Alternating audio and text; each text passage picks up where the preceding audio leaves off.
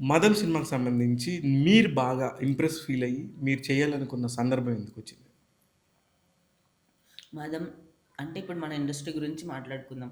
తెలుగు ఇండస్ట్రీలో అయినా కూడా, ఏ ఇండస్ట్రీలో అయినా కూడా స్టోరీ లైక్ అంత మంచి మంచిగా స్టోరీలు కూడా రావట్లే. ఇప్పుడు ఏదో ఒక చిన్న స్టోరీ పెట్టేసి దాంట్లో హీరో ఎలివేషన్ కోసమో, దేనికోసమో స్టోరీని నాశనం చేసే రకాలు. హ్మ్. నేను షూట్ చేసిన స్టోరీల్లో కూడా చాలా వరకు మాకు హీరో ఉంటే టికెట్ సెల్ అయితది కాబట్టి హీరోని ఎక్కువ చూపించండి. మిగతా వాళ్ళని తీసేయండి.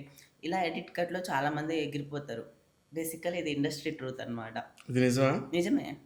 అదేందండి అలా అంటారు? ఇప్పుడు మరి హీరోలు టికెట్ కొనకపోతే మీకు యాహ్! సినిమాలెలా హీరోల వస్తాయి? వల్లే జరుగుతాయండి. కానీ మలయాళం సినిమాలు ఎందుకు అంతమంది ఆదరిస్తున్నారు ఇప్పుడు ఇండియా వైడ్‌గా అందరికి ఎందుకు మలయాళం సినిమాలు నచ్చుతుంది? కంటెంట్ దాంట్లో హీరో చూస్తున్నారా? హీరోయిన్ చూస్తున్నారా? దాంట్లో ఎలా ఎలా ఉన్నా కూడా ఎందుకు చూస్తున్నారు? స్టోరీ. హ్మ్. కంటెంట్ ఉంటే ఆడియన్స్ విల్ లవ్ ఇట్. కానీ మన తెలుగు ఇండస్ట్రీలో అది లేదు బేసికల్లీ. హీరో కోసమే సినిమాలు చేస్తారు. ఈ ఒక్క 'మదన్' మూవీ నాకెలా కనిపించిందంటే, ఈ మూవీలో హీరో కాదు, హీరోయిన్ కాదు, విలన్ కాదు, ఇంకొకరు కాదు.